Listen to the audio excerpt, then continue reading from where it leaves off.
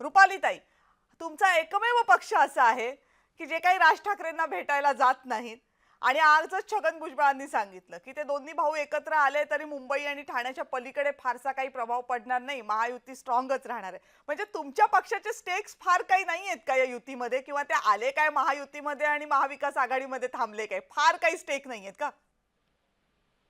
सगळ्यात महत्वाचं माननीय छगन भुजबळ साहेबांनी जे काही सांगितलं ते मूळचे शिवसेनेतनं आलेले त्यांना ठाकरे फॅमिली हे सगळी माहिती आहे. म्हणजे हिंदू हृदय सम्राट बाळासाहेब ठाकरेंपासून त्यांनी ते राजकारण बघितलेलं आहे.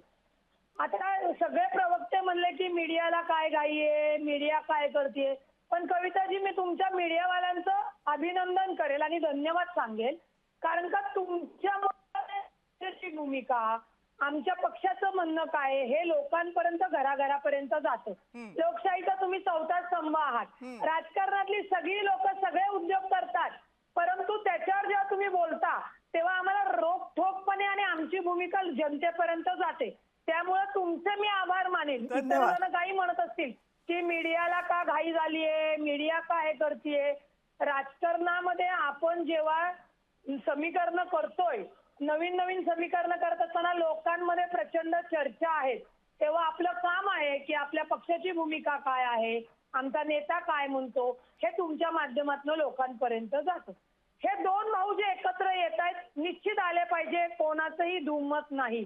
राजकारणामध्ये मनभेद नसावे, परंतु हिंदू हृदय सम्राट बाळासाहेब ठाकरेंचे चिरंजीव जेव्हा वेगळे झाले, 2006 मध्ये माननीय राजसाहेबांनी पक्ष काढला, पण 2014 नंतर ती समीकरणं बदलली. लोकांनी कायदा समजून कायद्यातल्या ज्या पळवाटी आहेत, मग कुणी कुणाचे नगरसेवक पळवायचे का कुणी कुणाची युत्या तोडायच्या आहेत, पारंपरिक वर्षापासून असलेलं जे नेतृत्व आहे ते संपवायचं आहे, दुसरीकडे आपल्याला घरोबा करायचा आहे, ही नवीन राजकारणातली पद्धत सुरू झाली. त्याच्यामुळे मला वाटतं कुठल्याच पक्षाने याच्यावर चुकीचं भाष्य करू नये. जे आहे आपलं भाष्य लोकांपर्यंत पोहोचवावं, लोकांची कामं करावी. आता जर ठाकरे बंधू जर एकत्र आले तर ठीक आहे ना, त्यांची ते पक्षाचे अध्यक्ष आहेत, ते ठरवतील कुणाबरोबर जायचंय का नाही जायचंय. माननीय राजसाहेबांनी याआधी 2014ला मोदी साहेबांना पाठिंबा दिला होता. त्याच्यानंतर मला आठवतंय महाविकास आघाडी होती, तेव्हा महाविकास आघाडीसाठी विदाऊट म्हणजे उमेदवार उभे न करता त्यांनी त्यानंतर परत ते भाजप म्हणजे महायुती सोबत होते.